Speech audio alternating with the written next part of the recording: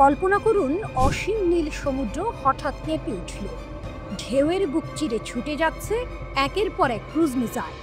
আকাশ ভেদ করে এগুলো উড়ে যাচ্ছে এমন সব শহরের দিকে যেগুলোর নাম শুনলেই শক্তির প্রতীক ভেসে ওঠে চোখে। New York, Washington. আমেরিকার মতো বিশ্বের সবচেয়ে শক্তিশালী দেশকে লক্ষ্য করে হুঁশিয়ারি দিল তেহরান। ইরানের সংসদের জাতীয় নিরাপত্তা ও বৈদেশিক নীতি কমিশনের এক প্রভাবশালী আইন প্রণেতা স্পষ্ট জানালেন, তাদের হাতে আছে সমুদ্র থেকে নিক্ষেপযোগ্য ভয়ঙ্কর ক্রুজ মিসাইল। চাইলে এগুলো আঘাত হানতে পারবে আমেরিকার শহরে, এমনকি ইউরোপের গভীর হৃদয়েও। এটি কোনো কল্পনা নয়, বরং এক বাস্তব শক্তির প্রতিধ্বনি। গত ২০ বছর ধরে ইসলামিক রিভলিউশনারি গার্ড কর্পস IRGCর অ্যারোস্পেস ফোর্স সমুদ্রের বুককে পরিণত করেছে এক ভাসমান দুর্গে। যুদ্ধজাহাজ, সাবমেরিন আর অদৃশ্য মিসাইল সিস্টেম দিয়ে তারা গড়ে তুলেছে এমন প্রতিরক্ষা যা মুহূর্তে আক্রমণাত্মক শক্তিতে রূপ নিতে পারে। এই ঘোষণা আসার কিছুক্ষণের মধ্যেই সমুদ্র কেঁপে উঠল। ভারত মহাসাগরের উত্তরাংশ আর ওমান সাগরে শুরু হলো ২ দিনব্যাপী ভয়ঙ্কর সামরিক মহড়া ইকতেদার 1404। এখানে হাজির হলো ইরানের প্রকৃত শক্তি। যুদ্ধজাহাজ ভরা মিসাইল, সাবমেরিন গোপনে শত্রু খুঁজছে, আকাশ ইউনিট সতর্ক পাহারায়, উপকূল থেকে সমুদ্র ভিত্তিক ঘাঁটি একসাথে মিসাইল নিক্ষেপ করছে। লক্ষ্যবস্তুগুলো মুহূর্তেই ধ্বংস। সমুদ্র যেন রূপ নিল জ্বলন্ত রণক্ষেত্র। ইরানের মিসাইলের মহাকাব্য। এই মহড়ার মূল নায়ক ছিল ৩ মহাশক্তিধর মিসাইল কাদের, গাদির ও নাসির। কাদের মাঝারি পাল্লার স্টেলথ অ্যান্টিশিপ ক্রুজ মিসাইল, শত্রু জাহাজ ও উপকূলকে মুহূর্তেই ধ্বংস করতে সক্ষম। নির্ভুল আঘাত, উচ্চ ধ্বংস ক্ষমতা, এক কথায় শত্রুর দুঃস্বপ্ন। গাদির দীর্ঘ পাল্লার অ্যান্টিশিপ ক্রুজ মিসাইল, রাডার এড়িয়ে ছুটে যায় মৃত্যুর দূত হয়ে। শত্রুপক্ষের উন্নত রাডার সিস্টেমও এই মিসাইল থামাতে অক্ষম। নাসির স্বল্প পাল্লার হলেও প্রাণঘাতী, ছোট দূরত্বে অবিশ্বাস্য নির্ভুলতায় আঘাত হানতে পারে এবং শত্রুকে অপ্রস্তুত অবস্থায় নিশ্চিহ্ন করতে সক্ষম। জেনেভে ও সাভালান নামের ডেস্ট্রয়ার জাহাজ থেকে একযোগে ছুটে গেল মিসাইল। সমুদ্রের নির্ধারিত লক্ষ্যবস্তু মুহূর্তেই টুকরো টুকরো। বিস্ফোরণের শব্দে কেঁপে উঠল সমুদ্র, কেঁপে উঠল বিশ্ব রাজনীতি। এই মহড়ার আড়ালে ছিল গভীর বার্তা। সর্বোচ্চ নেতা আয়াতুল্লাহ আলী খামেনির সরাসরি নির্দেশে এই মহড়া চালানো হয়। উদ্দেশ্য শুধু প্রতিরক্ষা নয়, বরং ঘোষণা, ইরান আক্রমণের জন্য প্রস্তুত। আমাদের শক্তি কোনো প্রদর্শনী নয়, এটি বাস্তব। এই মহড়ায় পরীক্ষা করা হলো ইরানের সর্বাধুনিক দেশীয় প্রযুক্তি, ইলেকট্রনিক যুদ্ধ ব্যবস্থা এবং সমুদ্র থেকে আকাশে আঘাত হানার সামর্থ্য। সবই সফল। এ যেন এক সিনেমার দৃশ্য। সমুদ্রের বুক থেকে মিসাইল ছুটে যাচ্ছে, বিস্ফোরণে ভেঙে পড়ছে লক্ষ্যবস্তু, আকাশ ভরে যাচ্ছে ধোঁয়ার রেখায়। দূরে বসে ওয়াশিংটন, তেল আবিব আর ইউরোপের রাজধানীগুলো আতঙ্কে কাঁপছে। শিরোনাম যেন প্রস্তুত, ইকতেদার 1404, সমুদ্র থেকে জেগে ওঠা ইরানের শক্তি। ইরান প্রমাণ করেছে তাদের শক্তি শুধু মাটিতে বা আকাশে নয়, সমুদ্রের বুকে লুকিয়ে আছে এক অদম্য মহাকাব্য। এখন প্রশ্ন, আমেরিকা ও তার মিত্ররা কি এই শক্তির সামনে দাঁড়াতে প্রস্তুত, নাকি সমুদ্র থেকে শুরু হবে নতুন এক বৈশ্বিক যুদ্ধ?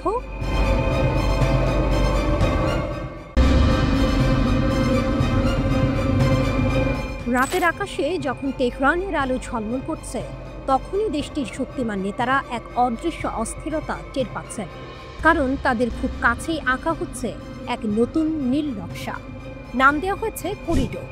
কাগজে এটি শান্তির প্রতীক হলেও ইরানের চোখে এটি ছদ্মবেশী ষড়যন্ত্র। এই করিডোর নাকি যুক্ত করবে আজারবাইজান, আর্মেনিয়া হয়ে তুরস্ককে। পরিকল্পনাটি এসেছে যুক্তরাষ্ট্রের হাত ধরে, আর পেছনে বলা হচ্ছে ডোনাল্ড ট্রাম্পের ছায়া। কাগজে কলমে অর্থনৈতিক পথ, কিন্তু তেহরানের ভাষায় এটি হবে ভাড়াটে সৈন্যদের কবরস্থান।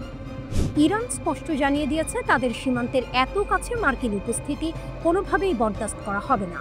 শুধু তাই নয়, প্রয়োজনে এই করিডোর গঠনের চুক্তিও ভেস্তে দেওয়ার হুঁশিয়ারি দিয়েছে তারা।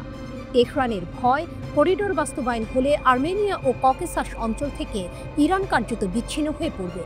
আর ঠিক সেই জায়গায় সম্ভাব্য শত্রু শক্তি, মার্কিন বাহিনী স্থায়ী আসন ঘিরে বসবে। এই হুমকির মাত্র একদিন পরই তড়িঘড়ি করে আর্মেনিয়ায় উড়ে গেলেন ইরানের প্রেসিডেন্ট মাসুদ পেজেশকিয়ান।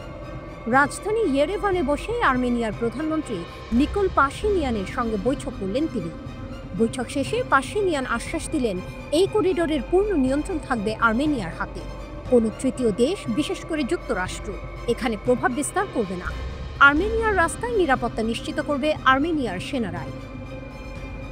তবে পাশিনিয়ান এটাও স্পষ্ট করেছেন এই করিডোর হবে দুই দেশের অর্থনৈতিক দিগন্ত উন্মোচনের নতুন দরজা।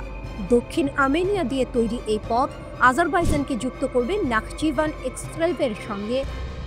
দক্ষিণ আর্মেনিয়া দিয়ে তৈরি এই পথ আজারবাইজানকে যুক্ত করবে নাখচিভান এক্সক্লেভের সঙ্গে, আর সেখান থেকে সরাসরি পৌঁছাবে তুরস্কে। যুক্তরাষ্ট্র হাতে নেবে উন্নয়ন কাজ, যার মাধ্যমে তেল, গ্যাস ও অন্যান্য সম্পদ রপ্তানির সুযোগ আরও বেড়ে যাবে।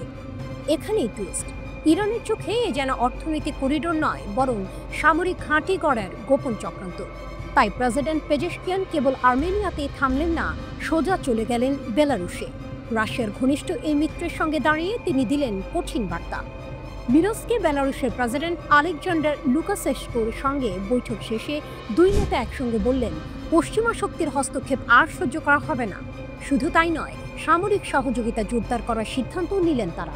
এ যেন স্পষ্ট সংকেত, ইউক্রেন যুদ্ধের উত্তাপে যখন ইউরোপ পশ্চিমা সম্পর্ক তেতে উঠেছে, তখন তেহরান দেখিয়ে দিল তারা একা নয়। রাশিয়া, বেলারুশ, ইরান, তিন দেশের ঘনিষ্ঠতা নতুন শক্তি সমীকরণের জন্ম দিতে পারে। তেহরানের বার্তা এখন গর্জে উঠছে একটাই, করিডোরের নামে কোনো ছলচাতুরি নয়। যদি যুক্তরাষ্ট্র সীমান্ত ঘেঁষে দাঁড়ায়, তবে সেটাই হবে তাদের জন্য নতুন যুদ্ধভূমি। ইরানের কূটনীতি সবসময়ই আঞ্চলিক শক্তির ভারসাম্য ধরে রাখার লড়াই, আর এবার তারা স্পষ্ট করেছে এটা ভূমি তাদের। এই ভূমি তাদের। দখল বা ঘেরাওয়ের যে কোনো চেষ্টা শেষ হবে প্রতিরোধের আগুনে। ঘর অন্ধকার, দরজা বন্ধ, তবু ভেতরে আলো। মঙ্গলবার বিকেলে তেহরানে এমন এক বৈঠক হলো যার ঢেউ আঞ্চলিক রাজনীতি পেরিয়ে ছড়িয়ে পড়বে মহাকাশ পেরিয়ে আফ্রিকার অন্তরে। মুখোমুখি বসলেন ইরানের সেনাপ্রধান major general Syed Abdur Rahim Musavi ও দক্ষিণ আফ্রিকার জাতীয় প্রতিরক্ষা বাহিনীর কমান্ডার জেনারেল রুদজানি মাফওয়ানা। তাদের চোখে একটাই লক্ষ্য, পারস্পরিক জাতীয় স্বার্থ রক্ষা, আর সেই জন্য সামরিক সহযোগিতা আরও গভীর করা। সরকারি বিবৃতিতে এই সফরকে বলা হলো তেহরান প্রিটোরিয়া সম্পর্কের ইতিহাসে এক গুরুত্বপূর্ণ মোড়।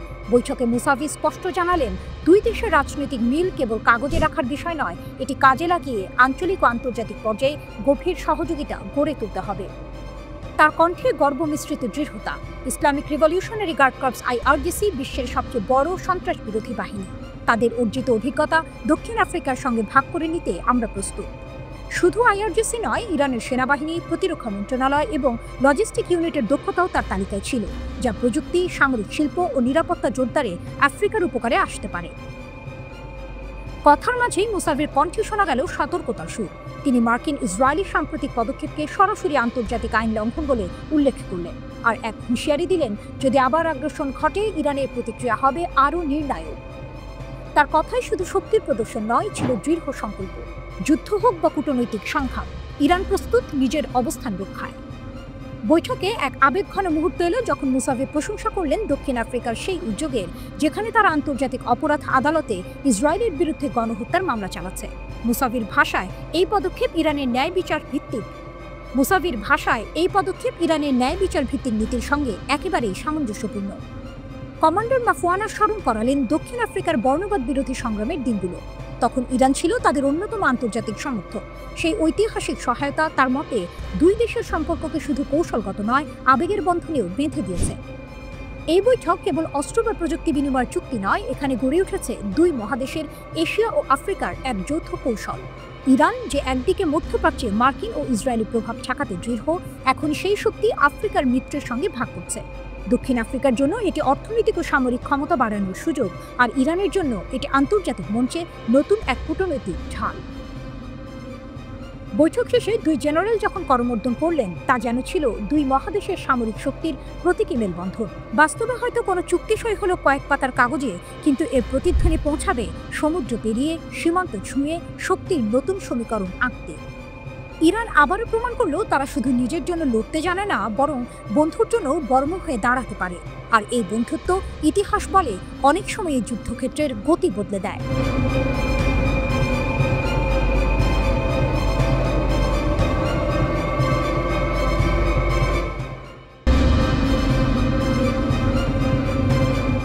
যুদ্ধের ময়দান বদলাচ্ছে, আর সেই বদলের মুখে দাঁড়িয়েছে ইরান, যেখান থেকে উঠে এসেছে এক প্রযুক্তির অদ্ভুত দানব, আবাবিল 3 ড্রোন।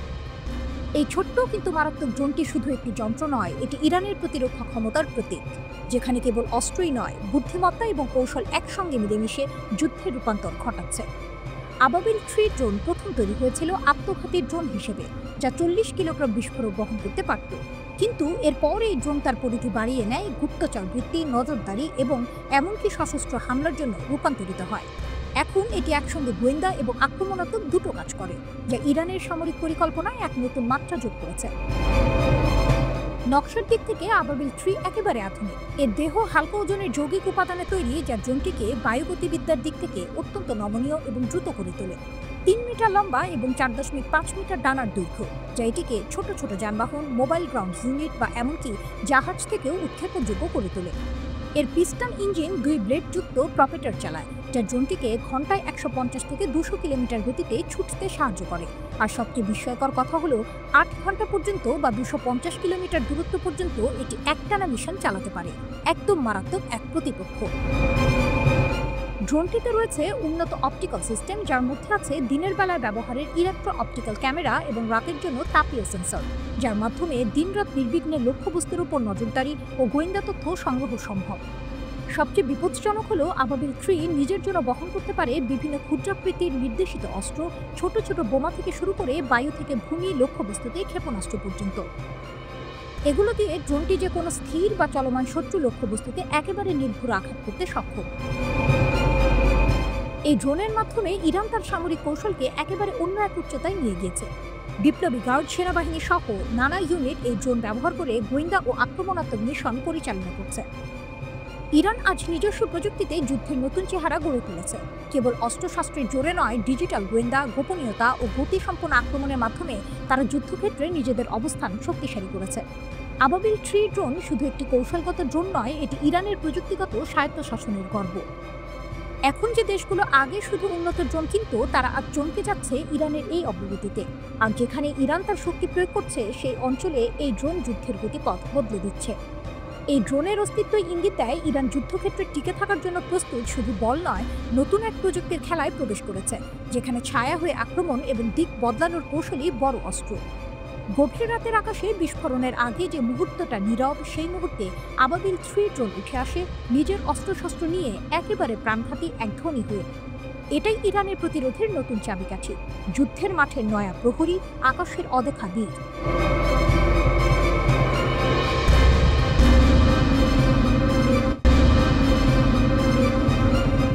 রাতের আকাশে বৈরুত যেন প্রস্তুত ছিল এক ভিন্ন দৃশ্যের জন্য। রাফিক হারিরি আন্তর্জাতিক বিমানবন্দরে অবতরণ করল একটি বিমান, কিন্তু এটি শুধু একটি আগমন নয়, এটি ছিল এক প্রতীক। ইরানের সুপ্রিম ন্যাশনাল সিকিউরিটি কাউন্সিলের সচিব আলী লারিজানি পা রাখলেন লেবাননের মাটিতে। উচ্ছ্বাসে ভরা জনতা হাতে ব্যানার তুলে দিল স্বাগত, যেন ঘোষণা করছে দূর থেকেও আছে এমন এক শক্তি যে কোনো সময় পাশে দাঁড়াবে।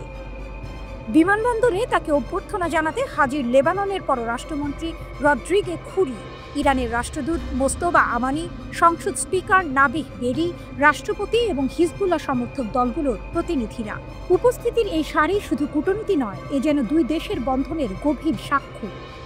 লারিজানির কণ্ঠে দৃঢ়তা। ইরান আর লেবানন শুধু দুই রাষ্ট্র নয়, দুই সভ্যতার উত্তরাধিকার। শতাব্দীর পর শতাব্দী ধরে যে সম্পর্কের বীজ বোনা হয়েছে, তা আজ আবেগের বাঁধনে জড়ানো। লেবাননের মানুষ কষ্ট পেলে ইরানের মানুষও সেই ব্যথা অনুভব করে। আমরা যে কোনো পরিস্থিতিতে লেবাননের পাশে থাকব, তাদের স্বার্থ রক্ষায় সাহায্য করব। এই সফর কেবল সৌজন্য নয়, ইরানের রাষ্ট্রদূত আগেই বলেছিলেন, এই সফর এমন সময় হচ্ছে যখন লেবানন ইতিহাসের এক গুরুত্বপূর্ণ সন্ধিক্ষণে। কারণ স্পষ্ট, মার্কিন যুক্তরাষ্ট্র ও ইসরায়েলের চাপ বাড়ছে। হিজবুল্লাহ প্রতিরোধ আন্দোলনকে নিরস্ত্র করার পরিকল্পনা নিয়ে লেবানন সরকার এগোচ্ছে, যদিও দেশের বড় অংশ এর বিরোধী। কিন্তু ইতিহাস সাক্ষী, 2000 আর 2006 সালের ইসরায়েলি আগ্রাসন ঠেকিয়েছিল হিজবুল্লাহ। আর 2023 থেকে তারা গাজায় ফিলিস্তিনিদের সমর্থনে দখলকৃত অঞ্চলে হামলা চালিয়ে আসছে, প্রতিবার ইসরায়েলকে হতবাক করে দিয়ে। লারিজানির সফর ঘিরে সোশ্যাল মিডিয়ায় ছড়িয়ে পড়েছে hashtag Iran is support not superior. সাংবাদিক, মুসলিম সম্প্রদায় সবাই বলছে ইরান তত্ত্বাবধায়ক নয়, বরং সত্যিকারের বন্ধু। পশ্চিমা ও ইসরায়েলি প্রচারণা যেখানে হিজবুল্লাহকে ইরানের উপর নির্ভরশীল দেখাতে চায়, এই অনলাইন তরঙ্গ তা ধ্বংস করে দিচ্ছে। পর্দার আড়ালে কিন্তু উত্তেজনা তীব্র। 2024 সালের 27 নভেম্বর ইসরায়েল হিজবুল্লাহ যুদ্ধবিরতি হয়েছিল, যার শর্ত ছিল ইসরায়েলের লেবানন থেকে সম্পূর্ণ প্রত্যাহার। কিন্তু দক্ষিণ লেবাননের কয়েকটি কৌশলগত স্থানে এখনও ইসরায়েলি সেনা রয়েছে। এটি জাতিসংঘের প্রস্তাব 1701-এর স্পষ্ট লঙ্ঘন। শুধু তাই নয়, যুদ্ধবিরতির পর থেকে ইসরায়েল 3700 বারেরও বেশি লঙ্ঘন করেছে সীমান্তে। লেবাননের কর্তৃপক্ষ সতর্ক করছে এটি জাতীয় স্থিতিশীলতার জন্য বিপজ্জনক। এই দৃশ্যপটে লারিজানের সফর যেন এক রাজনৈতিক বারুদে আগুন। ইরান স্পষ্ট করে দিচ্ছে লেবাননের প্রতিটি ইঞ্চি মাটির প্রতি তাদের শ্রদ্ধা আছে, আর হিজবুল্লাহর প্রতিটি যোদ্ধার পেছনে রয়েছে তেহরানের নীরব কিন্তু দৃঢ় সমর্থন। গল্পটি তাই শুধু কূটনীতির নয়, এটি এক জোটের যা ইসরায়েল ও তার মিত্রদের চোখে কাঁটা হয়ে দাঁড়িয়েছে। রাতের বৈরুত জানে যখন চারদিক থেকে চাপ বাড়ে, তখন আকাশ ভেদ করে আসে এমন এক মিত্র যার প্রতিশ্রুতি গুলির শব্দের চেয়েও জোরালো।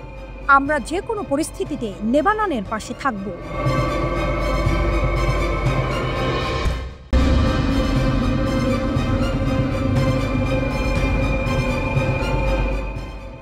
ইরানের বার্তা বিশ্বকে চাপের কাছে নয়, শক্তির পথে অটল। তেহরানের আকাশে এক কঠিন ঘোষণা ভেসে উঠল, ইরান মাথা নোয়াবে না। কেউ চাইলেই তারা তাদের পারমাণবিক পথ থামাবে না। ইরানের পারমাণবিক শক্তি সংস্থা AEOI প্রধান মোহাম্মদ ইসলামি এমন এক ভাষণ দিলেন যা যেন পশ্চিমা দুনিয়ার কানে বজ্রপাতের মতো বাজল। তিনি সোজাসাপটা বললেন, ইরানি জাতি বুলিংয়ের কাছে আত্মসমর্পণকারী নয়। দ্বিমুখী নীতির বিরুদ্ধে ইরানের অটল অবস্থান।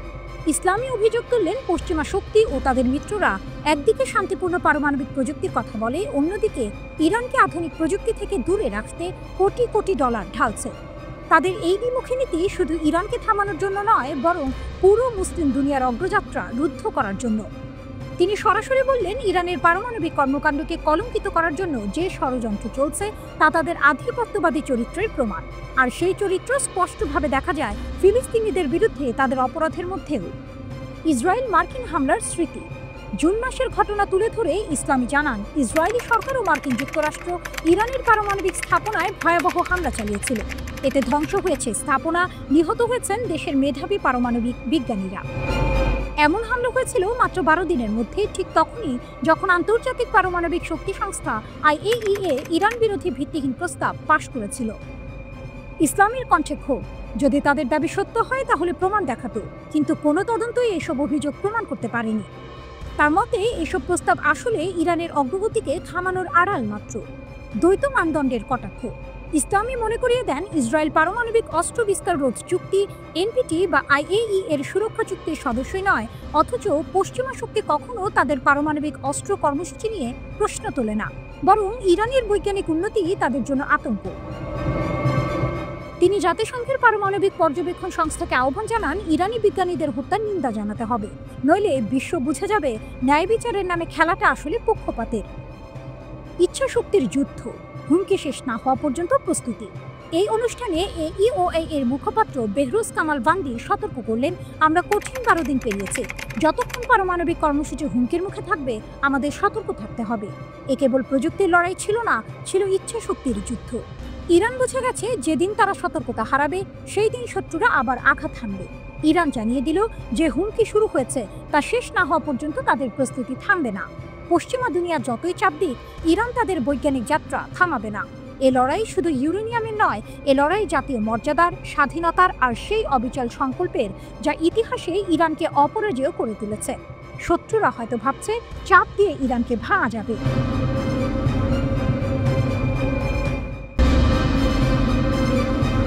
মধ্যপ্রাচ্যের আকাশে আবারও এক নতুন গর্জন উঠেছে। যুদ্ধ আর সংঘাতের আগুনে জর্জরিত ইরান আজ যেন আরও অদম্য, আরও অপ্রতিরোধ্য। ইসরায়েল ও আমেরিকার ক্রমাগত হুমকির মুখে তেহরান তৈরি করেছে এমন এক ঢাল যা শুধু রক্ষার নয়, আক্রমণের জন্যও প্রস্তুত। আর সেই ঢালের সবচেয়ে উজ্জ্বল রত্ন রাস্তাখিজ মিসাইল। গত জুনে ইসরায়েলের সঙ্গে রক্তক্ষয়ী যুদ্ধে গোটা বিশ্ব দেখেছে ইরানি ক্ষেপণাস্ত্রের তাণ্ডব। সেই যুদ্ধে বহু ক্ষয়ক্ষতি হলেও অস্ত্র ভাণ্ডার অক্ষত রাখে ইরান। এবার তেহরান দেখালো তাদের নতুন ভয়ঙ্কর হাতিয়ার, দৈর্ঘ্যে 14 মিটার, ওজনে 27 টন। রাস্তাখিজ কেবল একটি মিসাইল নয়, এটি যেন ইরানের প্রতিশোধের প্রতীক। কিন্তু এর ভয়ঙ্করতম ক্ষমতা, পারমাণবিক আঘাত চালানোর সক্ষমতা তো আছেই, সঙ্গে আছে ইলেকট্রোম্যাগনেটিক পালস প্রযুক্তি। একবার সক্রিয় হলে 80 বর্গ কিলোমিটার জুড়ে বিদ্যুৎ কেন্দ্র, যোগাযোগ ব্যবস্থা, এমনকি বিমান প্রতিরক্ষা সবকিছু মুহূর্তে অচল। শত্রুপক্ষ কিছু বোঝার আগেই তাদের চোখের সামনে অন্ধকার নামে, আর ইরানের বজ্রাঘাত বুক বিদীর্ণ করে দেয়। তেহরানের এই উন্মোচন শুধুই সামরিক প্রদর্শনী নয়, বরং সরাসরি এক বার্তা, আমরা প্রস্তুত, আবার আসতে চাইলে আসো, কিন্তু ফলভোগের জন্য প্রস্তুত থাকো। ইসরায়েল জানে জুনের যুদ্ধের মতো অভিযান আবার চালাতে হলে ভরসা রাখতে হবে গোয়েন্দা তথ্যের উপর। কিন্তু ইরান এবার আরও কঠোর নজরদারি চালাচ্ছে। ভুল তথ্য, ফাঁদে ফেলার কৌশল আর অদৃশ্য প্রতিরক্ষা সবকিছুই এখন তেহরানের খেলায়। এক প্রতিবেদনে বলা হয়েছে, ইসরায়েলের সঙ্গে যুদ্ধে ইরান হারিয়েছে বহু সেনা কর্মকর্তা ও পারমাণবিক বিজ্ঞানী, কিন্তু ক্ষেপণাস্ত্র ভাণ্ডার অক্ষত, এমনকি কিছু ধ্বংসাত্মক অস্ত্র এখনও ব্যবহারও করা হয়নি। এবার শুধু প্রতিরক্ষা নয়, আক্রমণাত্মক প্রতিরোধ ইরানের নতুন নীতি। রাস্তাখিজের মাধ্যমে তেহরান প্রমাণ করেছে তারা চাইলে শত্রুপক্ষের মাটিতেই আগুন জ্বালাতে পারে। এটি আর স্রেফ যুদ্ধের প্রস্তুতি নয়, এটি আসন্ন সংঘাতের আগাম ট্রেলার। কিন্তু এই ঘোষণার সঙ্গে সঙ্গে ঝুঁকিও বেড়েছে বহুগুণ। মধ্যপ্রাচ্যের আকাশে এখন বিস্ফোরণের গন্ধ আরও ঘন। ইরানের নতুন মিসাইল ও কঠোর পারমাণবিক অবস্থান ইসরায়েলকে আবারও আমেরিকার কাঁধে ভর দিয়ে যুদ্ধক্ষেত্রে টেনে আনতে পারে। তবুও ইরান থামবে না, কারণ তাদের ইতিহাস শেখায় যে জাতি একবার মাথা নত করে সে জাতি চিরদিনের জন্য হারিয়ে যায়।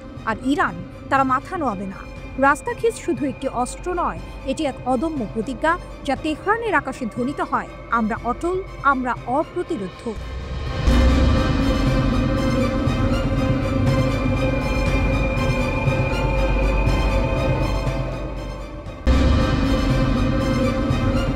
নিউ ইয়র্কের আকাশে এক অদৃশ্য দাবার বোর্ড বসানো, খেলোয়াড় দুই পক্ষ, পশ্চিমা ত্রয়ী আর তাদের সামনে দাঁড়িয়ে আছে ইরান, আর পাশে এক দৈত্যাকার মিত্র চীন।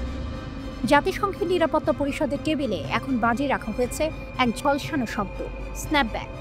বেইজিংয়ে দাঁড়িয়ে চীনা পররাষ্ট্র মন্ত্রণালয়ের মুখপাত্র লিং ঘোষণা করলেন, আমরা ইরানের বিরুদ্ধে স্ন্যাপব্যাক নিষেধাজ্ঞা মেনে নেব না, আমরা আলোচনার মাধ্যমে সমাধান চাই, হুমকি দিয়ে নয়। ইউরোপীয় ত্রয়ী ফ্রান্স, জার্মানি, যুক্তরাজ্য সতর্ক করে রেখেছে, অগাস্টের শেষের মধ্যে কূটনৈতিক সমাধান না হলে তারা নিষেধাজ্ঞা ফিরিয়ে আনবে। তাদের ভাষায় এটাই ইরানকে টেবিলে বসানোর শেষ হাতিয়ার।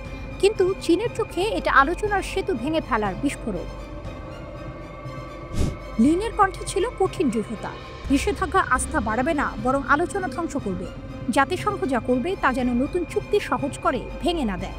তার প্রতিশ্রুতি স্পষ্ট, চীন শান্তি রক্ষায় গঠনমূলক ভূমিকা নেবে এবং ইরানের পারমাণবিক প্রশ্ন ফের আলোচনার পথে আনতে লড়বে। এদিকে তেহরানেও এক অন্য দৃশ্য। ইরানের পররাষ্ট্রমন্ত্রী আব্বাস আরাকচি সরাসরি বললেন, আমরা চীন ও রাশিয়ার সঙ্গে একসাথে কাজ করছি এই ষড়যন্ত্র থামাতে। যদি থামানো না যায়, আমাদের প্রতিক্রিয়ার জন্য সরঞ্জাম প্রস্তুত। তার চোখে চ্যালেঞ্জের আগুন, যে আগুন 2015 সালের পারমাণবিক চুক্তি JCPOA এর মূল চেতনার কথা মনে করিয়ে দেয়। সেই চুক্তিতে লুকিয়ে আছে স্ন্যাপব্যাক ধারা, যা কার্যকর হলে এক নিমিষে ফিরিয়ে আনা যাবে আগের সব নিষেধাজ্ঞা। পশ্চিমা শক্তি এখন সেই ধারাকে অস্ত্র বানাতে চাইছে। কিন্তু ইরান বলছে, ব্রিটেন, ফ্রান্স, জার্মানি আর বৈধ অংশগ্রহণকারী নয়, চীন ও রাশিয়াও এই দাবি সমর্থন করছে, কারণ তারাও জানে যদি আজ ইরান নত হয়, কাল তাদের উপরই নামতে পারে একই ছুরি। জাতিসংঘের বৈঠকের ঘরে এই দ্বন্দ্ব যেন ধীর গতির এক থ্রিলার। এক পাশে পশ্চিমের চাপ, অন্য পাশে ইরান চীনের ঐক্য। রাশিয়া প্রস্তুত, ভেটো হাতে তাদের অবস্থান অটল। লিন স্পষ্ট করে দিলেন, বেইজিং শুধু দর্শক নয়, খেলোয়াড়ও। তাদের লক্ষ্য পারমাণবিক অস্ত্র বিস্তার রোধ করা, কিন্তু তার নামে কোনো দেশের সার্বভৌমত্বে আঘাত নয়।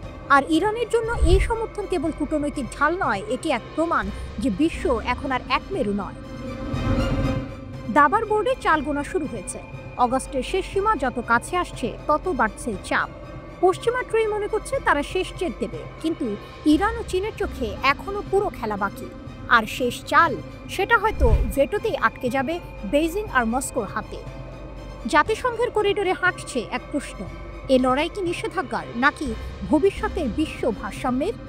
ইরান ও চীন যেন একসাথে উত্তর দিচ্ছে, আমরা পিছাবো না।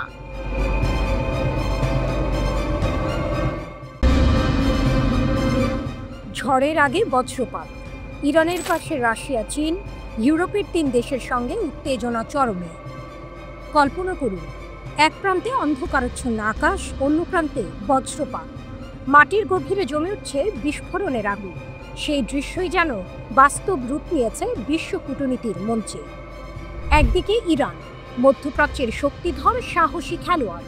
অন্যদিকে ইউরোপের 3 বড় শক্তি, ব্রিটেন, ফ্রান্স, জার্মানি। আর ঠিক এর মাঝখানে রাশিয়া ও চীন দাঁড়িয়ে আছে তেহরানের কাঁধে হাত রেখে। 2015 সালে ইতিহাস গড়ার চুক্তি JCPOA এর উদ্দেশ্য ছিল স্পষ্ট। ইরান যেন পারমাণবিক অস্ত্র না বানায় আর বিশ্ব যেন নিরাপদ থাকে। বিনিময়ে শিথিল হয়েছিল অর্থনৈতিক নিষেধাজ্ঞা। কিন্তু 2018 সালে ডোনাল্ড ট্রাম্প এক ঝটকায় যুক্তরাষ্ট্রকে সরিয়ে নিলেন চুক্তি থেকে, ফিরিয়ে আনলেন কঠোর নিষেধাজ্ঞা। আর সেখান থেকে শুরু হলো নতুন ঝড়ের যাত্রা। গত জুন ইসরায়েল হঠাৎ আক্রমণ করলো ইরানের পারমাণবিক স্থাপনায়। তাদের পাশে ছিল যুক্তরাষ্ট্র, কিন্তু ইরান নীরব থাকেনি। জবাব দিল তেল আবিব আর মার্কিন ঘাঁটিতে পাল্টা আঘাত হেনে। তারপর বিশ্ব তাকিয়ে দেখল তেহরান আন্তর্জাতিক পরমাণু শক্তি সংস্থা IAEA এর সঙ্গে সব সহযোগিতা বন্ধ করে দিল। ইউরোপের 3 দেশ অভিযোগ তুলেছে ইরান নাকি অনুমোদিত সীমার চেয়ে 40 গুণ বেশি ইউরেনিয়াম মজুত করেছে। তেহরান বলেছে সবই মিথ্যা। তবুও ব্রিটেন, ফ্রান্স আর জার্মানি জাতিসংঘের মহাসচিবকে চিঠি লিখে হুঁশিয়ারি দিয়েছে, অগাস্টের মধ্যে ইরান যদি আলোচনায় না ফেরে তাহলে ফিরিয়ে আনা হবে পুরনো নিষেধাজ্ঞা। অস্ত্র, প্রযুক্তি, ব্যাংকিং সবখানে তালা ঝুলিয়ে দেওয়া হবে। কিন্তু এখানে আসে নাটকীয় মোড়। ইরান আর একা নয়, তাদের পাশে দাঁড়িয়েছে 2 দানব, রাশিয়া আর চীন। পররাষ্ট্রমন্ত্রী আব্বাস আরাকচি ঘোষণা করলেন, আমরা নিষেধাজ্ঞা ঠেকাতে সর্বোচ্চ চেষ্টা করছি। এজন্য রাশিয়া ও চীনের সঙ্গে সমন্বয় করছি। তবে শত্রু যদি নতুন করে চাপিয়ে দেয়, আমাদেরও জবাব দেওয়ার মতো প্রস্তুতি আছে। অন্যদিকে ফ্রান্সের পররাষ্ট্রমন্ত্রী জন-নোয়েল বারো হুমকি দিয়ে বললেন, ইরান যদি আন্তর্জাতিক নিয়ম না মানে অগাস্টের শেষ নাগাদ আবারও কঠোর নিষেধাজ্ঞা ফিরিয়ে আনা হবে। এই পুরো নাটকের ভেতরে লুকিয়ে আছে এক অনিবার্য সত্য। রাশিয়া, চীন, ইরান এই ত্রয়ী একসঙ্গে দাঁড়ালে ইউরোপীয় 3 দেশ তো বটেই, এমনকি যুক্তরাষ্ট্র শ্বাসরুদ্ধ পরিস্থিতিতে পড়বে। কারণ শক্তির সমীকরণ বদলে গেছে। আজকের ইরান কেবল পারস্যের ইতিহাস নয়, রাশিয়ার সামরিক ছায়া আর চীনের অর্থনৈতিক শক্তি নিয়েও সামনে দাঁড়াচ্ছে। শেষ দৃশ্যটা যেন সিনেমার মতোই খোলা প্রশ্ন। অগাস্টের শেষ নাগাদ কি হবে? নিষেধাজ্ঞার ঝড়ে নামবে, নাকি রাশিয়া চীনের দেয়াল ভেদ করে ইউরোপ পিছিয়ে যাবে? একটা জিনিস নিশ্চিত, যুদ্ধ হোক বা কূটনীতি, ইরানের গর্জন এখন আর একা নয়। তার পাশে দাঁড়িয়ে আছে বিশ্বের 2 পরাশক্তি। আর এ কারণে আজকের বার্তাটা স্পষ্ট। মধ্যপ্রাচ্যের আকাশে বজ্র গর্জন করছে, আর তার প্রতিধ্বনি শোনা যাচ্ছে লন্ডন, প্যারিস আর বার্লিন পর্যন্ত। মধ্যপ্রাচ্যের আকাশে আবারও এক নতুন গর্জন উঠেছে। যুদ্ধ আর সংঘাতের আগুনে জর্জরিত ইরান আজ যেন আরও অদম্য, আরও অপ্রতিরোধ্য। ইসরায়েল ও আমেরিকার ক্রমাগত হুমকির মুখে তেহরান তৈরি করেছে এমন এক ঢাল, যা শুধু রক্ষার নয়, আক্রমণের জন্যও প্রস্তুত। আর সেই ঢালের সবচেয়ে উজ্জ্বল রত্ন রাস্তাখিজ মিসাইল। গত জুনে ইসরায়েলের সঙ্গে রক্তক্ষয়ী যুদ্ধে গোটা বিশ্ব দেখেছে ইরানি ক্ষেপণাস্ত্রের তাণ্ডব। সেই যুদ্ধে বহু ক্ষয়ক্ষতি হলেও অস্ত্র ভাণ্ডার অক্ষত রাখে ইরান। এবার তেহরান দেখালো তাদের নতুন ভয়ঙ্কর হাতিয়ার। দৈর্ঘ্যে 14 মিটার, ওজনে 27 টন। রাস্তাখিজ কেবল একটি মিসাইল নয়, এটি যেন ইরানের প্রতিশোধের প্রতীক। কিন্তু এর ভয়ঙ্করতম ক্ষমতা, পারমাণবিক আঘাত চালানোর সক্ষমতা তো আছেই, সঙ্গে আছে ইলেকট্রোম্যাগনেটিক পালস প্রযুক্তি। একবার সক্রিয় হলে 80 বর্গ কিলোমিটার জুড়ে বিদ্যুৎ কেন্দ্র, যোগাযোগ ব্যবস্থা, এমনকি বিমান প্রতিরক্ষা সবকিছু মুহূর্তে অচল। শত্রুপক্ষ কিছু বোঝার আগেই তাদের চোখের সামনে অন্ধকার নামে, আর ইরানের বজ্রাঘাত বুক বিদীর্ণ করে দেয়। তেহরানের এই উন্মোচন শুধুই সামরিক প্রদর্শনী নয়, বরং সরাসরি এক বার্তা, আমরা প্রস্তুত। আবার আসতে চাইলে আসো, কিন্তু ফলভোগের জন্য প্রস্তুত থাকো। ইসরায়েল জানে জুনের যুদ্ধের মতো অভিযান আবার চালাতে হলে ভরসা রাখতে হবে গোয়েন্দা তথ্যের উপর। কিন্তু ইরান এবার আরও কঠোর নজরদারি চালাচ্ছে। ভুল তথ্য, ফাঁদে ফেলার কৌশল আর অদৃশ্য প্রতিরক্ষা সবকিছুই এখন তেহরানের খেলায়। এক প্রতিবেদনে বলা হয়েছে, ইসরায়েলের সঙ্গে যুদ্ধে ইরান হারিয়েছে বহু সেনা কর্মকর্তা ও পারমাণবিক বিজ্ঞানী, কিন্তু ক্ষেপণাস্ত্র ভাণ্ডার অক্ষত, এমনকি কিছু ধ্বংসাত্মক অস্ত্র এখনও ব্যবহারও করা হয়নি। এবার শুধু প্রতিরক্ষা নয়, আক্রমণাত্মক প্রতিরোধ ইরানের নতুন নীতি। রাস্তাখিজের মাধ্যমে তেহরান প্রমাণ করেছে তারা চাইলে শত্রুপক্ষের মাটিতেই আগুন জ্বালাতে পারে। এটি আর স্রেফ যুদ্ধের প্রস্তুতি নয়, এটি আসন্ন সংঘাতের আগাম ট্রেলার। কিন্তু এই ঘোষণার সঙ্গে সঙ্গে ঝুঁকিও বেড়েছে বহুগুণ। মধ্যপ্রাচ্যের আকাশে এখন বিস্ফোরণের গন্ধ আরও ঘন। ইরানের নতুন মিসাইল ও কঠোর পারমাণবিক অবস্থান ইসরায়েলকে আবারও আমেরিকার কাঁধে ভর দিয়ে যুদ্ধক্ষেত্রে টেনে আনতে পারে। তবুও ইরান থামবে না, কারণ তাদের ইতিহাস শেখায় যে জাতি একবার মাথা নত করে সে জাতি চিরদিনের জন্য হারিয়ে যায়। আর ইরান, তারা মাথা নোয়াবে না। রাস্তাখিজ শুধু একটি অস্ত্র নয়, এটি এক অদম্য প্রতিজ্ঞা যা তেহরানের আকাশে ধ্বনিত হয়, আমরা অটল, আমরা অপ্রতিরোধ্য।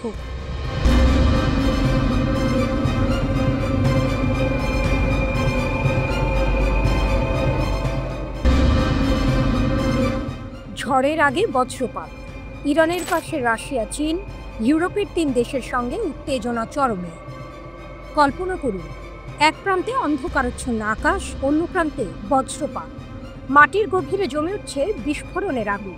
সেই দৃশ্যই যেন বাস্তব রূপ নিয়েছে বিশ্ব কূটনীতির মঞ্চে। একদিকে ইরান, মধ্যপ্রাচ্যের শক্তিধর সাহসী খেলোয়াড়। অন্যদিকে ইউরোপের 3 বড় শক্তি, ব্রিটেন, ফ্রান্স, জার্মানি। আর ঠিক এর মাঝখানে রাশিয়া ও চীন দাঁড়িয়ে আছে তেহরানের কাঁধে হাত রেখে। 2015 সালে ইতিহাস গড়ার চুক্তি JCPOA এর উদ্দেশ্য ছিল স্পষ্ট, ইরান যেন পারমাণবিক অস্ত্র না বানায় আর বিশ্ব যেন নিরাপদ থাকে। বিনিময়ে শিথিল হয়েছিল অর্থনৈতিক নিষেধাজ্ঞা। কিন্তু 2018 সালে ডোনাল্ড ট্রাম্প এক ঝটকায় যুক্তরাষ্ট্রকে সরিয়ে নিলেন চুক্তি থেকে, ফিরিয়ে আনলেন কঠোর নিষেধাজ্ঞা। আর সেখান থেকে শুরু হলো নতুন ঝড়ের যাত্রা। গত জুন ইসরায়েল হঠাৎ আক্রমণ করল ইরানের পারমাণবিক স্থাপনায়। তাদের পাশে ছিল যুক্তরাষ্ট্র, কিন্তু ইরান নীরব থাকেনি। জবাব দিল তেল আবিব আর মার্কিন ঘাঁটিতে পাল্টা আঘাত হেনে। তারপর বিশ্ব তাকিয়ে দেখল, তেহরান আন্তর্জাতিক পরমাণু শক্তি সংস্থা IAEA এর সঙ্গে সব সহযোগিতা বন্ধ করে দিল। ইউরোপের 3 দেশ অভিযোগ তুলেছে ইরান নাকি অনুমোদিত সীমার চেয়ে 40 গুণ বেশি ইউরেনিয়াম মজুত করেছে। তেহরান বলেছে সবই মিথ্যা। তবুও ব্রিটেন, ফ্রান্স আর জার্মানি জাতিসংঘের মহাসচিবকে চিঠি লিখে হুঁশিয়ারি দিয়েছে, অগাস্টের মধ্যে ইরান যদি আলোচনায় না ফেরে তাহলে ফিরিয়ে আনা হবে পুরনো নিষেধাজ্ঞা। অস্ত্র, প্রযুক্তি, ব্যাংকিং সবখানে তালা ঝুলিয়ে দেওয়া হবে। কিন্তু এখানে আসে নাটকীয় মোড়। ইরান আর একা নয়, তাদের পাশে দাঁড়িয়েছে 2 দানব, রাশিয়া আর চীন। পররাষ্ট্রমন্ত্রী আব্বাস আরাকচি ঘোষণা করলেন, আমরা নিষেধাজ্ঞা ঠেকাতে সর্বোচ্চ চেষ্টা করছি, এজন্য রাশিয়া ও চীনের সঙ্গে সমন্বয় করছি। তবে শত্রু যদি নতুন করে চাপিয়ে দেয়, আমাদেরও জবাব দেওয়ার মতো প্রস্তুতি আছে। অন্যদিকে ফ্রান্সের পররাষ্ট্রমন্ত্রী জন-নোয়েল বারো হুমকি দিয়ে বললেন, ইরান যদি আন্তর্জাতিক নিয়ম না মানে অগাস্টের শেষ নাগাদ আবারও কঠোর নিষেধাজ্ঞা ফিরিয়ে আনা হবে। এই পুরো নাটকের ভেতরে লুকিয়ে আছে এক অনিবার্য সত্য, রাশিয়া, চীন, ইরান এই ত্রয়ী একসঙ্গে দাঁড়ালে ইউরোপীয় 3 দেশ তো বটেই, এমনকি যুক্তরাষ্ট্র শ্বাসরুদ্ধ পরিস্থিতিতে পড়বে। কারণ শক্তির সমীকরণ বদলে গেছে। আজকের ইরান কেবল পারস্যের ইতিহাস নয়, রাশিয়ার সামরিক ছায়া আর চীনের অর্থনৈতিক শক্তি নিয়েও সামনে দাঁড়াচ্ছে। শেষ দৃশ্যটা যেন সিনেমার মতোই খোলা প্রশ্ন। অগাস্টের শেষ নাগাদ কি হবে? নিষেধাজ্ঞার ঝড়ে নামবে, নাকি রাশিয়া চীনের দেয়াল ভেদ করে ইউরোপ পিছিয়ে যাবে?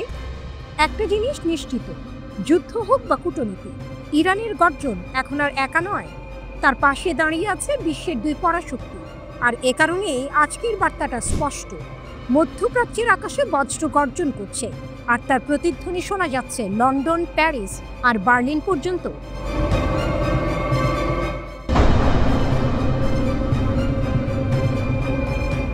পুতিন কি ইরানকে পারমাণবিক বোমা তৈরিতে সাহায্য করছে? গোপন এক রাতের অন্ধকার সফরে শুরু হয় এই গল্প। একদল ইরানি বিজ্ঞানী চুপিসারে পা রেখেছিলেন রাশিয়ার মাটিতে। তাদের মিশন ছিল অত্যন্ত গোপনীয়। এই সফরের পেছনে লুকিয়েছিল একটা গভীর পরিকল্পনা। যা বিশ্বের রাজনৈতিক মানচিত্রকে বদলে দিতে পারে। সবার মনে একটাই প্রশ্ন, পুতিন কি তবে ইরানকে পারমাণবিক অস্ত্র তৈরিতে সাহায্য করছেন? এই প্রশ্নের জবাব খুঁজতে গিয়ে ফাইন্যান্সিয়াল টাইমসের এক চাঞ্চল্যকর প্রতিবেদন যেন এক সিনেমার প্লট উন্মোচন করেছে। প্রতিবেদন অনুযায়ী 2024 সালের অগাস্ট মাসে ইরানের একদল বিজ্ঞানী গোপনে রাশিয়া সফর করেন। তাদের লক্ষ্য ছিল শুধু সাধারণ প্রযুক্তি নয়, এমন কিছু দ্বৈত ব্যবহারের প্রযুক্তি জোগাড় করা যা সামরিক কাজেও ব্যবহার করা যায়। এই 5 সদস্যের দলের নেতৃত্বে ছিলেন একজন পরমাণু পদার্থবিদ আলী কালভান্দো, যিনি ইরানের সামরিক গবেষণা সংস্থা SPND এর একজন জ্যেষ্ঠ কর্মকর্তা। এই সংস্থাটি পারমাণবিক অস্ত্র কর্মসূচির সাথে সরাসরি যুক্ত। দলের মধ্যে একজন সামরিক গোয়েন্দা কর্মকর্তাও ছিলেন, যা এই সফরের উদ্দেশ্যকে আরও রহস্যময় করে তোলে। ফাইন্যান্সিয়াল টাইমস গোপন সূত্রের বরাতে এই তথ্য ফাঁস করে। এর বরাতে ইরান ইন্টারন্যাশনাল জানায় 2024 সালের অগস্টে এই সফরের নেতৃত্বে ছিলেন 43 বছর বয়সী ইরানি পারমাণবিক পদার্থবিদ আলী কালভান্দ। তিনি কূটনৈতিক পরিষেবা পাসপোর্টে মস্কোতে এসেছিলেন। তার সাথে ছিলেন আরও 4 জন। তখন কালভান্দ বলেছেন তারা একটি বেসরকারি পরামর্শদাতা সংস্থার প্রতিনিধিত্ব করেছেন। কিন্তু এখন পশ্চিমা কর্মকর্তারা জানান প্রতিনিধি দলটিতে একজন সামরিক কাউন্টার ইন্টেলিজেন্স অফিসার এবং ইরানের প্রতিরক্ষামূলক উদ্ভাবন ও গবেষণা সংস্থা SPNDর সাথে যুক্ত সদস্যরা ছিলেন। ইরানি প্রতিনিধি দল রাশিয়ার বিজ্ঞানীদের সাথে দেখা করে এবং এমন সব কোম্পানি পরিদর্শন করে যারা অত্যন্ত সংবেদনশীল প্রযুক্তি নিয়ে কাজ করে। তাদের আগ্রহের মূল কেন্দ্রবিন্দু ছিল ট্রিটিয়াম নামক একটি আইসোটোপ, যা পারমাণবিক ওয়ারহেড তৈরিতে অপরিহার্য। এই সফর শুরুর আগে তারা এক চিঠিতে ট্রিটিয়াম, স্ট্রন্টিয়াম 90 এবং নিকেল 63 এর মতো সংবেদনশীল উপাদানগুলো সরবরাহের অনুরোধ করে। এই উপাদানগুলো সামরিক ক্ষেত্রে ব্যবহারের জন্য অত্যন্ত গুরুত্বপূর্ণ। এই সফর থেকে এক নতুন সত্য সামনে এসেছে। এতদিন ধরে রাশিয়া পারমাণবিক ইরানের ঘোর বিরোধী ছিল, কিন্তু এই গোপন সফর প্রমাণ করে যে মস্কোর অবস্থান হয়তো বদলাচ্ছে। বিশ্লেষকরা মনে করেন ফেডারেল সিকিউরিটি সার্ভিসের অনুমোদন ছাড়া এই ধরনের সফর ও প্রযুক্তিগত আলোচনা সম্ভব নয়। এর অর্থ রাশিয়া হয়তো এখন ইরানের পারমাণবিক উচ্চাকাঙ্ক্ষাকে গোপনে সমর্থন করছে। এই খবরটি এমন এক সময় প্রকাশিত হয়েছে যখন ইরান তার পারমাণবিক সক্ষমতা দ্রুত বাড়াচ্ছে। মার্কিন কর্মকর্তারা বলছেন ইরান আনুষ্ঠানিকভাবে ঘোষণা না করলেও খুব দ্রুত পারমাণবিক বোমা তৈরি করতে সক্ষম। ইরানের এই সক্ষমতা নিয়ে পশ্চিমা বিশ্ব জুড়ে উদ্বেগ বাড়ছে। জুন মাসে ইসরায়েলি বাহিনী SPND সদর দপ্তরে হামলা চালিয়েছিল, যেখানে বেশ কয়েকজন বিজ্ঞানী নিহত হন। এই হামলাগুলো সত্ত্বেও ইরান তার পারমাণবিক কর্মসূচিকে এগিয়ে নিয়ে যাচ্ছে। এই ঘটনাগুলো ইঙ্গিত দিচ্ছে ইরান পারমাণবিক শক্তিধর রাষ্ট্রে পরিণত হতে পারে, আর তার পেছনে হয়তো রয়েছে রাশিয়ার নীরব সমর্থন। ইরান যেমন তার শক্তি বৃদ্ধির জন্য দৃঢ় প্রতিজ্ঞ, তেমনি রাশিয়াও হয়তো আমেরিকার প্রভাব কমাতে তাদের পুরনো অবস্থান থেকে সরে আসছে।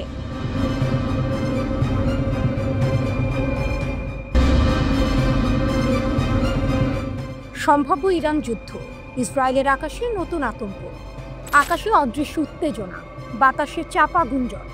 যুদ্ধের ঢেউ কি আবার ছড়িয়ে পড়তে যাচ্ছে মধ্যপ্রাচ্যের বুকে?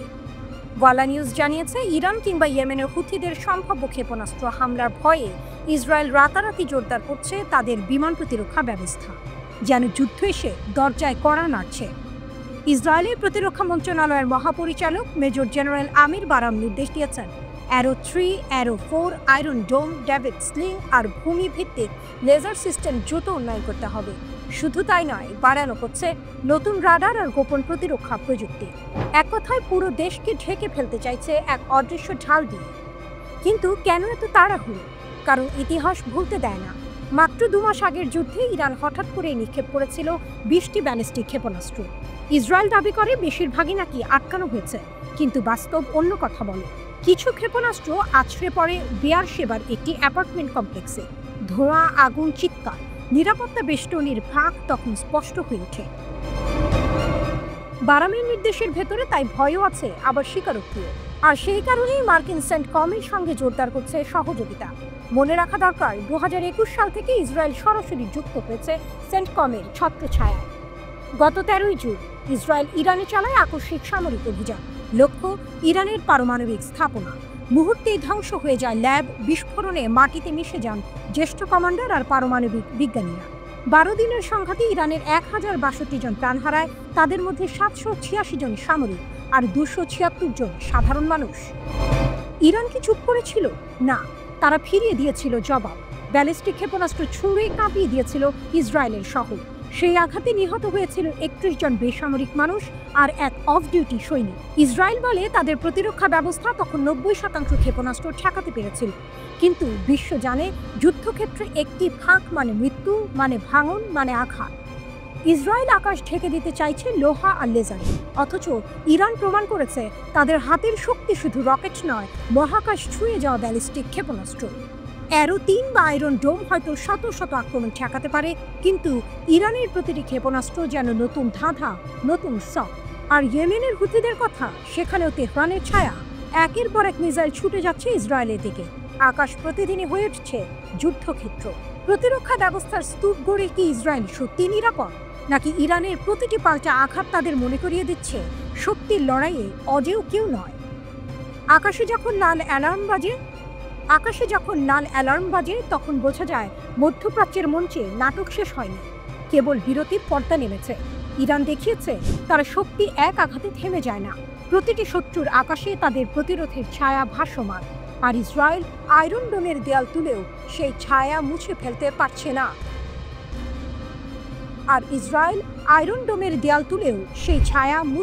পারছে না।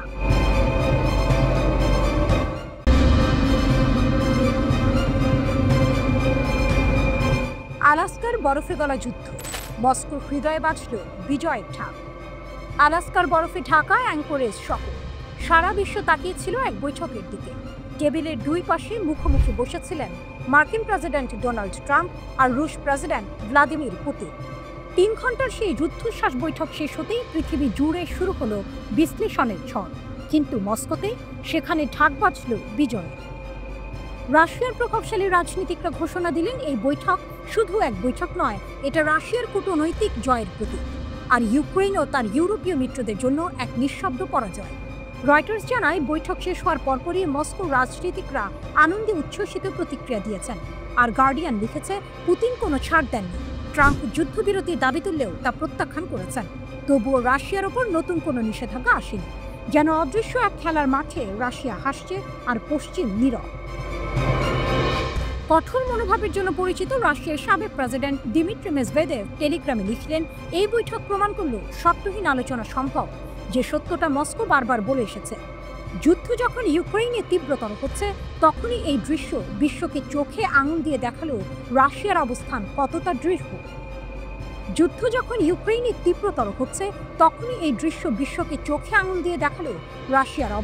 কতটা দৃঢ়।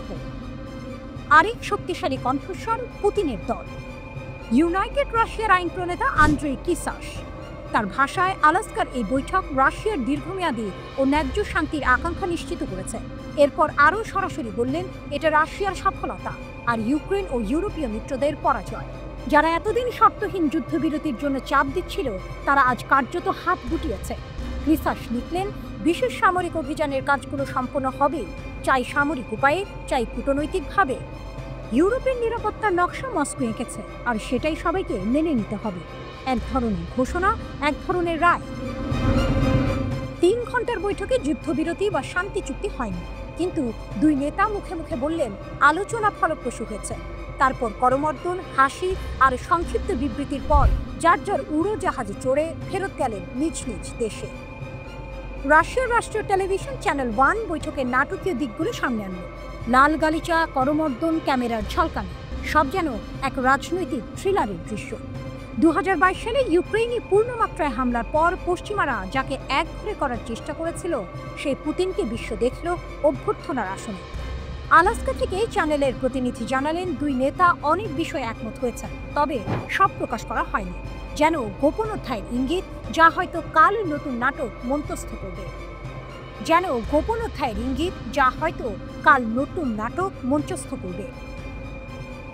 রাশিয়ার সংসদের উচ্চকক্ষের বৈদেশিক সম্পর্ক কমিটির প্রধান কনস্টান্টিন কোসাচভ লিখলেন, এই বৈঠক উভয় প্রেসিডেন্টের জন্য এক যৌথ সাফল্য। তারা যা অর্জন করেছেন, এই মুহূর্তে তার চেয়ে ভালো কিছু সম্ভব ছিল না। তবে সবার কণ্ঠ এক ছিল না। ইউক্রেন যুদ্ধপন্থী ব্লগার ওয়ার গঞ্জো মন্তব্য করলেন, বৈঠক হয়েছে কিন্তু দৃশ্যমান ফল আসেনি। তার ভাষায়, যদি রাশিয়া আবার ইউক্রেনের লক্ষ্যবস্তুতে আঘাত শুরু করে, ট্রাম্প আবার নিষেধাজ্ঞার তাস খেলতে পারে। তখন প্রশ্ন উঠবে, অন্তহীন আলোচনার জন্য রাশিয়া কি তার সামরিক অভিযান থামাবে? বাইরে থেকে শান্তির ছবি, ভেতরে অগ্নিগর্ভ বাস্তবতা। তবুও আলাস্কার বরফে জমে থাকা রাতের পর ভোরে মস্কোতে বাজল বিজয়ের সুর। পুতিন কিছু হারাননি, বরং জেতেন কূটনীতির মঞ্চে। আর ট্রাম্প, তিনি হাত মেলালেন, হাসলেন, তবে ইউক্রেনের পক্ষে 1 ইঞ্চিও এগোতে পারলেন না। তিনি হাত মেলালেন, হাসলেন, তবে ইউক্রেনের পক্ষে 1 ইঞ্চিও এগোতে পারলেন না।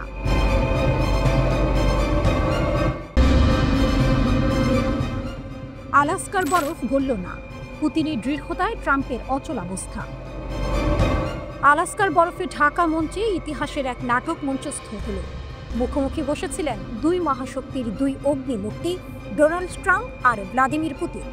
বিশ্ব অপেক্ষায় ছিল, এই বৈঠক থেকে কি ইউক্রেন যুদ্ধের আগুন নিভে যাবে? উত্তর এলো জমাট বরফের মতো ঠান্ডা। চমক এখানে, ট্রাম্প নরম হলেন, পুতিন হলেন না। বৈঠক শেষে ট্রাম্প হাসলেন, উষ্ণ করমর্দন করলেন, সংবাদ সম্মেলনে বললেন ফলপ্রসূ আলোচনা হয়েছে, কিন্তু বাস্তবে ফলাফল শূন্য। কারণ রুশ প্রেসিডেন্ট পুতিন তার লক্ষ্য থেকে 1 চুলও সরলেন না। ইউক্রেনের মাটিতে রাশিয়ার যা চাওয়া তা না পেলে যুদ্ধ থামবে না, এই বার্তা সোজাসুজি দিয়ে দিলেন ক্রেমলিনের নেতা। ট্রাম্প ভেবেছিলেন কূটনৈতিক উষ্ণতায় বরফ গলানো যাবে। উষ্ণ অভ্যর্থনা, হাসি, কথার ঝলকানি সবই সাজানো ছিল, কিন্তু পুতিনের চোখের দৃষ্টি ছিল অন্যরকম। তিনি ট্রাম্পকে বুঝিয়ে দিলেন, এ লড়াই নরম কূটনীতি নয়, এ লড়াই ক্ষমতার, ভূমির, ইতিহাসে। ফক্স নিউজের সাক্ষাৎকারে ট্রাম্প নিজেই স্বীকার করলেন, একটি বিষয়ে আমরা একমত হতে পারিনি, কিন্তু কি সেই বিষয়? উত্তর তিনি দেননি। উত্তর লুকিয়ে আছে ক্রেমলিনের দেয়ালে, ইউক্রেনের ভূমি। ট্রাম্প শান্তির কথা বললেন, কিন্তু শান্তি মানে ছিল ভূমি ছেড়ে দেয়া। জেলেনস্কিকে হাতছাড়া না করেই পুতিনকে সন্তুষ্ট করা যাবে না, এই সত্য ট্রাম্প জানেন, তবু উচ্চারণ করেননি। রাশিয়ার শক্তি, পুতিনের দৃঢ়তাই এখন রাশিয়ার প্রকৃত শক্তি। যুদ্ধক্ষেত্রে সেনা আর ক্ষেপণাস্ত্র যতটা ভয়ঙ্কর, কূটনীতিক টেবিলে তার নীরব দৃঢ়তা ততটাই শক্তিশালী। ট্রাম্প তাকে বললেন শক্তিশালী ব্যক্তি, কঠোর নেতা। এই স্বীকারোক্তি প্রমাণ করে দিল পুতিনের সামনে বিশ্বের সবচেয়ে প্রভাবশালী রাষ্ট্রপতিও এক মুহূর্তে অসহায় হয়ে পড়ে। ধাক্কা খেল ট্রাম্পের ভাবমূর্তি। আলাস্কার বৈঠক থেকে বের হয়ে আসা ছবিতে ট্রাম্প হাত নাড়লেন, হাসি দিলেন, কিন্তু ভেতরের গল্প অন্য। যুদ্ধবিরতি ঘোষণা হয়নি, বন্দি বিনিময়ের তালিকা বেরোলেও শান্তির চূড়ান্ত ঘোষণা আসেনি। ট্রাম্প বিশ্বকে জানালেন, আমরা খুব কাছাকাছি পৌঁছেছি, অথচ সত্য হলো পুতিন 1 ইঞ্চিও ছাড়েননি। নাটকীয় সমাপ্তি। সংবাদ সম্মেলনে সাংবাদিকদের প্রশ্ন নিলেন না 2 নেতা, রহস্য জমিয়ে রাখলেন, যেন দর্শক সারিতে বসা বিশ্ব অপেক্ষায় থাকে এই নাটকের পরের দৃশ্য কি হবে। ইউক্রেনের ভবিষ্যৎ এখন এক অদৃশ্য ভারসাম্যে ঝুলে আছে, পুতিনের দৃঢ়তা আর জেলেনস্কির সিদ্ধান্তের মাঝখানে। পুতিন দেখালেন, যুদ্ধ কেবল রণাঙ্গনের বন্দুকের আওয়াজে জয় করা যায় না, বরং দৃঢ়তা, অটলতা আর অস্বীকৃতি আসল অস্ত্র। আর এই অস্ত্রের সামনে ডোনাল্ড ট্রাম্পও এক মুহূর্তে ছোট হয়ে গেলেন। আলাস্কার বরফ জমে রইল, পুতিনের শক্তির কাছে ট্রাম্প গললেন, কিন্তু যুদ্ধের আগুন গলল না।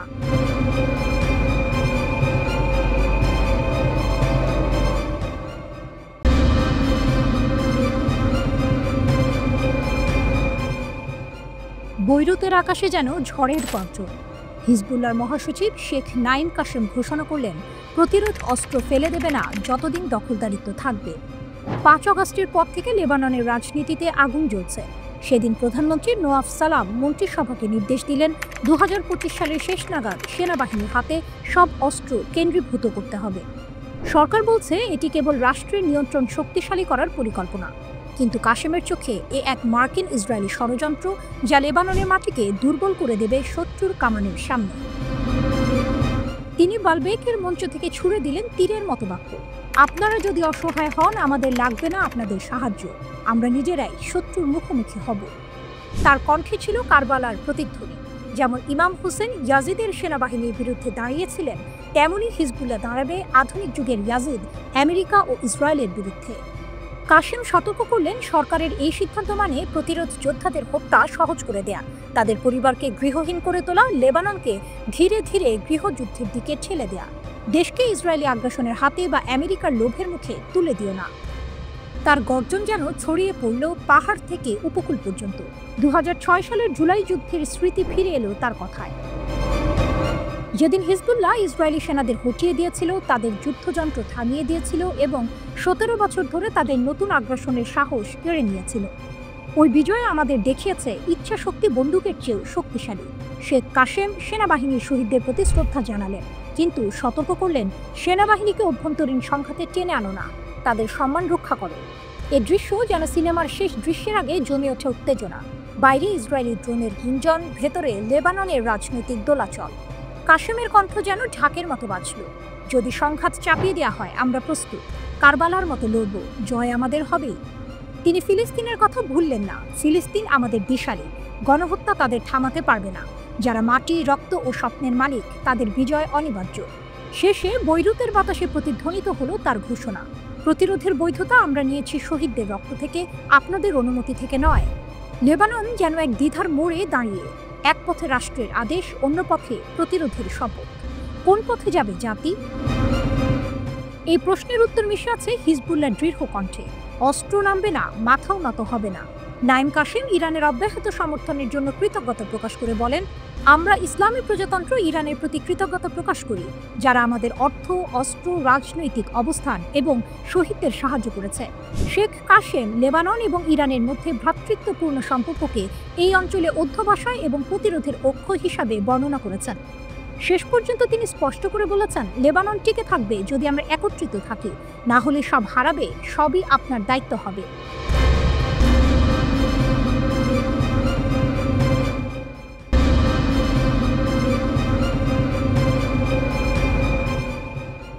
তেহরান বনাম জেরুজালেম, আরেকটি যুদ্ধে কাউন্টডাউন শুরু। মধ্যপ্রাচ্যের গরম মাটিতে আবারও আগুনের গন্ধ। ইরান ইসরায়েলের দ্বন্দ্ব যেন থামতেই চাইছে না। 12 দিনের রক্তক্ষয়ী যুদ্ধের পরও দুই দেশের মধ্যে এখন চলছে অদৃশ্য এক ছায়াযুদ্ধ। প্রশ্ন উঠছে, আসছে কি আরও বড় সংঘাত? ইরানিদের উদ্দেশ্যে ইসরায়েলের বার্তা। 12ই আগস্ট ইসরায়েলি প্রধানমন্ত্রী বেনিয়ামিন নেতানিয়াহু টেলিভিশনে মুখোমুখি হলেন ইরানিদের সাথে। তিনি প্রতিশ্রুতি দিলেন, আমরা তোমাদের জল বিশুদ্ধকরণের প্রযুক্তি দেব। কিন্তু এর সঙ্গে তিনি এমন এক আহ্বান জানালেন যা তেহরানকে কাঁপিয়ে দিল, রাস্তায় নেমে এসো, শাসনের বিরুদ্ধে দাঁড়াও, ইসরায়েল তোমাদের পাশে আছে। তারই প্রতিধ্বনি করলেন ইসরায়েলের বিজ্ঞান ও প্রযুক্তি মন্ত্রী গিলা গামেলিয়ান। তিনি সোশ্যাল মিডিয়ায় লিখলেন, আগামী বছর মুক্ত তেহরান। ইসরায়েলের সাবেক প্রধানমন্ত্রী নাফতালি বেনেটও অভিযোগ করলেন, ইরান সরকার দেশবাসীর জন্য নয়, ক্ষেপণাস্ত্র আর সংঘাতে অর্থ ঢালছে। বার্তাটি স্পষ্ট, ইসরায়েল সরাসরি ইরানি জনগণকে শাসকের বিরুদ্ধে ব্যবহার করতে চাইছে। তেহরানের পাল্টা আঘাত। ইসরায়েলের এই বার্তায় তেহরান ক্ষুব্ধ। রাষ্ট্রপতি মাসুদ পেজেশকিয়াল এটিকে বললেন মরিচিকা।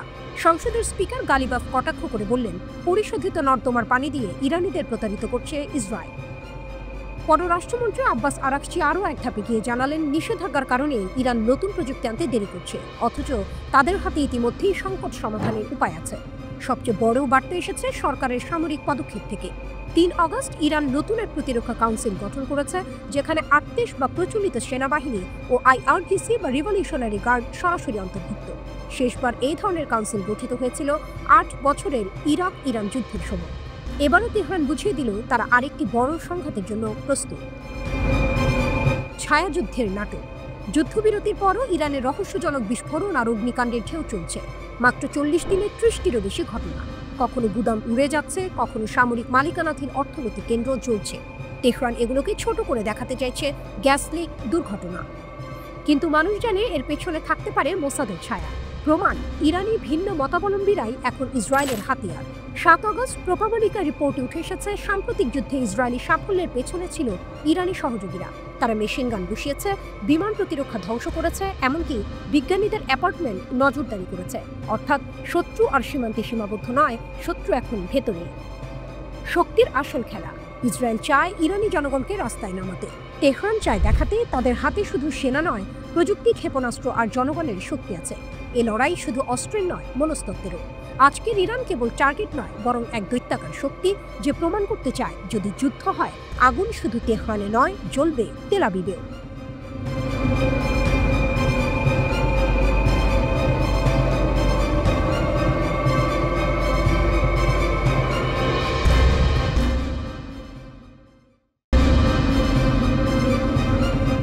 মধ্যপ্রাচ্যে যুদ্ধের ঘ্রাণ, মার্কিন সেনাদের বড় পদক্ষেপ, ইরানের চোখ রাঙানি।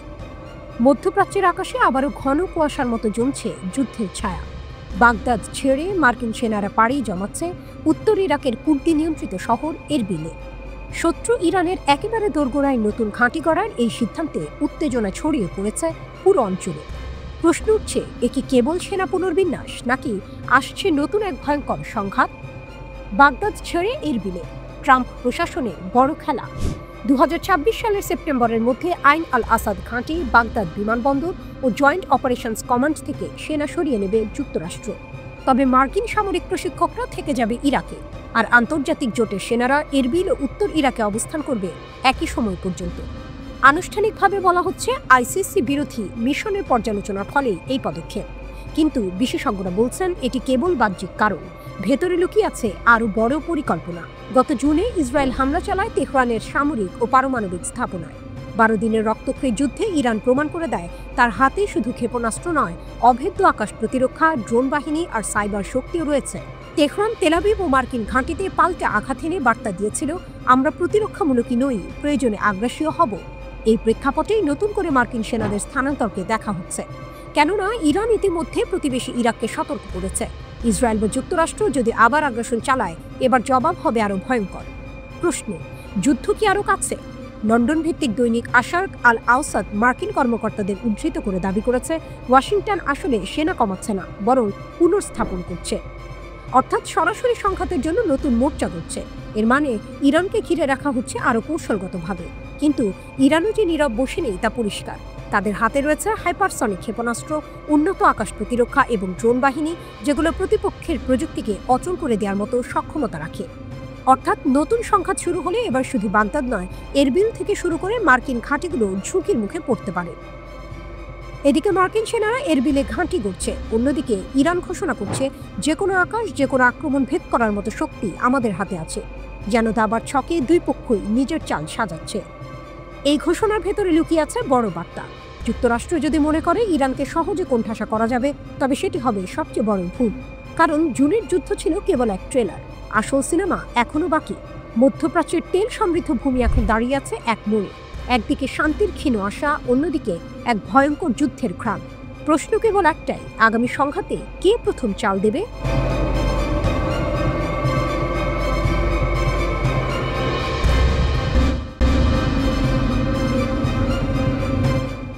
আকাশের ছায়াযুদ্ধ, ইরানের নতুন বার্তা, প্রতিরক্ষার আড়ালে আক্রমণের ইঙ্গিত। ভাবুন, এক উত্তেজনাপূর্ণ দৃশ্য। মধ্যপ্রাচ্যের আকাশে যুদ্ধ বিমান ঘুরে বেড়াচ্ছে, ক্ষেপণাস্ত্রের হুমকি চারপাশে। ঠিক তখনই ইরান জানিয়ে দিল, আমাদের আকাশ অজেয়। এই ঘোষণাটা শুধু সামরিক দম্ভ নয়, বরং এক গভীর কৌশলগত বার্তা। 16 আগস্ট ইরানের গুরুত্বপূর্ণ বিমান প্রতিরক্ষা ঘাঁটি কমের ফর্দ এয়ার ডিফেন্স বেজে পৌঁছান Khatam al Anbiya air defence commander brigadier general. তিনি ঘাঁটির বিভিন্ন অংশ ঘুরে দেখেন, সেনাদের সাথে কথা বলেন এবং শহীদ যোদ্ধাদের স্মরণ করেন, যারা গত জুনে ইসরায়েলের সঙ্গে 12 দিনের যুদ্ধে প্রাণ হারিয়েছেন। জেনারেল স্পষ্ট জানিয়ে দেন, দেশের সার্বভৌমত্ব রক্ষায় বিমান প্রতিরক্ষা বাহিনী প্রথম সারির ঢাল। শত্রুর যে কোনো আক্রমণ আকাশেই থামিয়ে দেওয়া হবে। এই বার্তাটা শুধু প্রতিরক্ষা নিয়ে নয়, বিশ্লেষকরা বলছেন ইরান আসলে বোঝাতে চাইছে তারা শুধু আকাশ পাহারা দিচ্ছে না, সক্রিয় প্রতিরক্ষার কৌশল নিয়েছে। মানে যদি হামলা আসে, আকাশে থামানো হবে, আবার একই সঙ্গে শত্রুর ঘাঁটিতেও পাল্টা আঘাত যাবে। বার্তার আড়ালে বার্তা, শত্রুর উদ্দেশ্যে সতর্কবার্তা। যুক্তরাষ্ট্র সম্প্রতি ইরানের পারমাণবিক স্থাপনায় হামলার হুমকি দিয়েছে। ইরান জানিয়ে দিল, আকাশ প্রতিরক্ষা ব্যবস্থা দাঁড়িয়ে আছে, যে কোনো মুহূর্তে আক্রমণ ঠেকাতে প্রস্তুত। জনগণের উদ্দেশ্যে আত্মবিশ্বাস, শহীদ সেনাদের স্মরণ আর আকাশ প্রতিরক্ষার শক্তি তুলে ধরে জনগণকে আশ্বস্ত করা, আপনারা নিরাপদ। কূটনৈতিক ইঙ্গিত, ইরান বোঝাতে চাইছে তারা একেবারেই দুর্বল নয়, বরং প্রতিপক্ষের সামরিক শক্তিকে পাল্টা চ্যালেঞ্জ করতে সক্ষম। ইরানের শক্তি কতটা? ইরান বলছে তাদের প্রতিরক্ষা ব্যবস্থা অজেয়। সত্যিই তাদের হাতে আছে বাভার 373 নামের উন্নত প্রতিরক্ষা ব্যবস্থা, যা S-400 এর সমকক্ষ বলে দাবি। আধুনিক রাডার, যা একসাথে বহু লক্ষ্য শনাক্ত করতে পারে। আকাশ প্রতিরক্ষা ড্রোন ও মিসাইল, যেগুলো আগেও মার্কিন ড্রোন ভূপাতিত করে দেখিয়েছে। তবে প্রশ্ন থেকেই যায়, আধুনিক মার্কিন ও ইসরায়েলি প্রযুক্তির সঙ্গে সত্যি কি পাল্লা দিতে পারবে ইরানের আকাশ প্রতিরক্ষা? নাকি এই ঘোষণা মূলত রাজনৈতিক ও মনস্তাত্ত্বিক বার্তা, যা জনগণকে সাহসী রাখার জন্য বেশি? এবার কাল্পনিক দৃশ্য। মধ্যপ্রাচ্যের আকাশ অন্ধকার, দূরে গর্জন করছে যুদ্ধ বিমান। হঠাৎ রাডারের স্ক্রিনে ধরা পড়ে শত্রুর ছোড়া মিসাইল। ইরানের প্রতিরক্ষা ঘাঁটি সতর্ক হয়ে ওঠে, সাইরেন বাজতে থাকে। একটা ক্ষেপণাস্ত্র ছুটে আসে আর মুহূর্তের মধ্যেই সেটিকে আঘাত করে ধ্বংস করে দেয় ইরানের প্রতিরক্ষা মিসাইল। কমান্ডারের কণ্ঠ ভেসে আসে, আমাদের আকাশ ভেদ করা যাবে না, আঘাত করলে পাল্টা জবাব হবে আরও কঠিন। এভাবেই শত্রুদের জবাব দিবে ইরান।